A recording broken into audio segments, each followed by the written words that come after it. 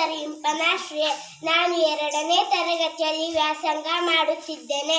ಇದು ನನ್ನ ಕನ್ನಡ ಪ್ರಾಯೋಗಿಕ ಚಟುವಟಿಕೆ. ವಿಷಯ ಒತ್ತಕ್ಷರದ ಫಲಕಗಳು. ಆ ಕಾಗೆ ಕೌತುಕ ಅಕ್ಕ, ಪ ಕ ಪಕ್ಕ, ಎ ಕ ಎಕ್ಕ, ಚಿ ಕ ಚಿಕ್ಕ, ಟ ಕ ಟಕ್ಕ.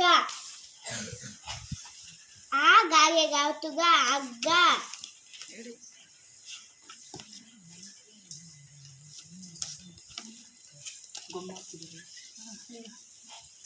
ಮ ಗ ಮಗ್ಗ, ಕ ಗ ಕಗ್ಗ, ಜ ಗ ಜಗ್ಗ, ಆ ಗ ಅಗ್ಗ.